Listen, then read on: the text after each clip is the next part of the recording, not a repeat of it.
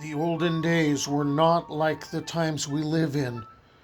In the olden times, all manner of evil powers walked abroad.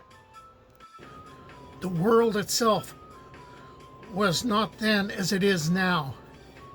Then all manner of evil powers walked among us. I will tell you a kazka, or a skazka, of the Tsar of the forest, that you may know what manner of being he was. Long ago, there lived a poor man and his wife, and they had only one son, who was not as an only son ought to be to his old father and mother. So idle and lazy was that only son that he would do nothing, not even fetch water from the well, but lay on the peach, the stove, all day long, and rolled among the warm cinders. If they gave him anything to eat, he ate it, and if they didn't give him anything to eat, he did without. He would do nothing but sit on the stove and play with the cinders. His father and mother grieved for many a long day. At last his mother said to his father, "What is to be done with our son?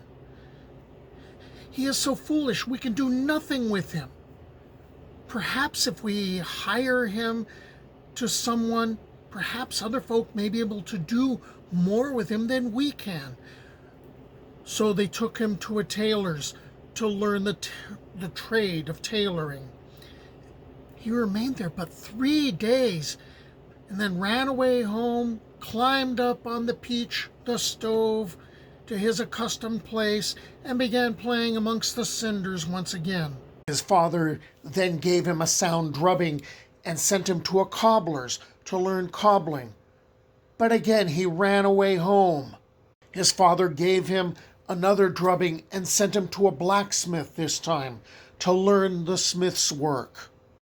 But there too, he did not remain long, but ran away home again. So what was that poor father to do?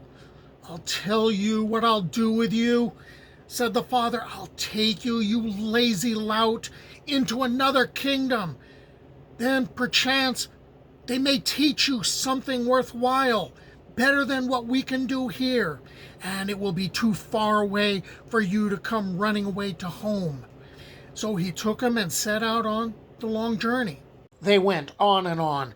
They went a short way and they went a long way, and at last they came to a forest so dark that they could see neither earth nor sky. They went through this forest, but in a short time they grew very tired, and when they came to a path leading to a clearing full of large tree stumps, the father said, "I am so tired out that I will sit here, I will rest." And with that, he sat down on a tree stump and cried, "Oh, how tired I am."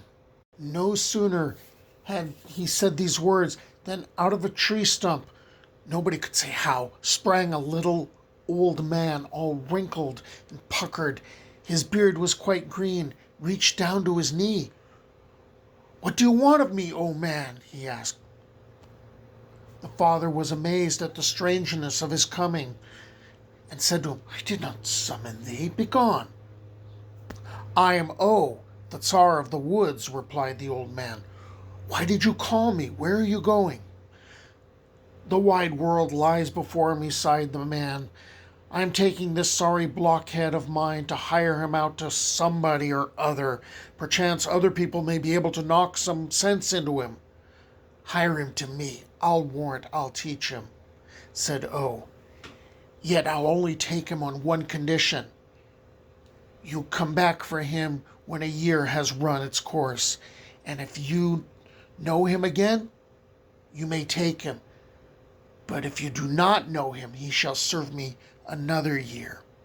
"Good," cried the man, and they shook hands on it, had a good drink to seal the bargain, and the man went back to his home, while took the son away with him. The Tsar of the forest, took the son away with him, and they passed into the other world, the world beneath the earth, and came to a green hut woven of rushes. In this hut everything was green. The walls were green, the benches were green. O's wife was green, his children were green. In fact, everything there was green. And had water nixies for serving maids, and they were all as green as himself. "Sit down now," said O to his new laborer, "and have a bit of something to eat." The nixies then brought him some food, and that also was green, and he ate of it. "And now," said O, "take my laborer into the courtyard, that he may chop wood and draw water." So they took him into the courtyard of O, but instead of chopping any wood, the boy lay down and went to sleep. O came out to see his progress, to see how he was getting on, and found the lad snoring. Then O seized him and bade them to bring him wood, and he tied his laborer fast to the wood and set the wood ablaze until the laborer was burnt to ashes. Then O took the ashes and scattered them to the four winds, but a single piece of burnt coal fell from the ashes, and he sprinkled the water of life upon this ember, whereupon the laborer stood there alive again, somewhat handsomer than before and stronger than before, but alas, no less lazy. Then O, the Tsar of the forest, again tied him to the wood and burnt him and scattered the ashes to the four winds and sprinkled the remnant of the coal with living water. And instead of the loutish clown, there stood a handsome and stalwart Cossack, that the like of him can neither be imagined nor described, but only told in tales. There then the lad remained for a year, and at the end of the year the father came for his son. He came to the same charred stumps in the same forest, sat himself down, and cried, "Oh!" O immediately came out of the charred stump and said, "Hail, O man! Hail to thee, O!" "And what do you want, O man?" asked O. "I have come," he said, "for my son." "Well, come then. If you know him again, you can take him away. But if you do not know him, he shall serve me yet another year." So the man went with O. They came to his hut, and O took whole handfuls of millet and scattered it about. Myriads of cocks came running up and pecked it. "Well, do you know your son again?" asked O. The man stared and stared. There was nothing but cocks, and one cock was just like another. He could not pick out his son. "Well," said O, "if you do not know him, go home again. This year your son must remain in my service." So the man went home again. The second year passed, and the man went to O. O greeted him at the charred stumps and said, "Come, let's see if you can recognize your son." And he took him to a sheep's pen, and there were rows and rows of rams, and one ram was just like the other. The man stared and stared and could not pick out his son. "You may go home then," said O, "but your son shall live with me yet another year and work for me." So the man went away, sad at heart. The third year also passed away, and the man came again to find O, the Tsar of the forest. He went on till there he met him an old man as white as milk, and the raiment of this old man was glistening white. "Hail to thee, O man," said he. "Where does God lead thee?" "I'm going to free my son from O." "How so?" Then the man told the old white father how he had hired out his son to O and under what conditions. The old father said, "This is a vile pagan that you have to deal with. He will lead you about by the nose for a long time." "Yes," complained the old man, "he's a vile pagan, but I know not what in the world to do with him." "Can you not tell me then, dear father, how I may recover my son?" "Hearken then," said the old man. "When you go to O, he will let loose a multitude of doves before you. Do not choose any one of these doves. The dove that you must choose must be the one that comes out not. but remains sitting beneath the pear tree, pruning its feathers. That will be your son." Then the man thanked the old white father and went on. The father, came to the charred stumps. "Oh!" he cried, and out came O, and led him to a sylvan realm. There O scattered about handfuls of wheat, and called his doves, and there flew down a multitude of them, that there was no counting them. And one dove was just like the other. "Do you recognize your son?" asked O. Now all the doves there were pecking away at the wheat, all but one, which sat alone beneath the pear tree, sticking out its breast and pruning its feathers. "That one, that is my son," said the man. "Since you have guessed him, take him," replied O. Then the father took the dove. Immediately it changed into a handsome young man, and a handsomer was not to be found in the wide world. The father rejoiced greatly and embraced and kissed him. "Let us go home, my son," said he. So they went. As they traveled, father and son talked. The son speaking of his suffering, the father doing the same, at last confessing that neither of them had any money. Then the son saw some nobles hunting a fox, and changed himself into a hound, ran down the fox and killed it. The noblemen were intrigued. They galloped up from the forest. "Is that your hound?" "It is." "It's a good dog. Will you sell it to us?" They haggled, and the father agreed, and money was counted out, and the nobles took the dog and set off hunting. They sent the dog after another fox. Away he went and chased it right into the forest, but then turned into a youth again and rejoined his father. And the noblemen were none the wiser. As they crossed the steppe, there were some young noblemen casting their falcon at a quail. The falcon pursued, but always fell short of the quail, and the quail always eluded the falcon. The son then changed himself into a falcon and immediately struck down its prey. The young noblemen saw this and were astonished. "Is that your falcon?" "It's mine." "Sell it to us, then." They haggled and paid the father. Then the young nobles sent the falcon after another quail, and it flew till it beat down its prey. But then the falcon became a youth again and went on with his father. "How shall we manage to live with so little?" asked the father. "Wait a while, father, and we shall have still more," said the son. "When we pass through the fair, I'll change myself into a horse, and you must sell me, but sell me without a halter." So when they got into the next little town where a fair was being held, the son changed himself into a horse as supple as a serpent, and so fiery that it was dangerous to approach him. The father led the horse along by the halter. It pranced about and struck sparks from the ground with its hoofs. Then the horse dealers came together and began to bargain for it.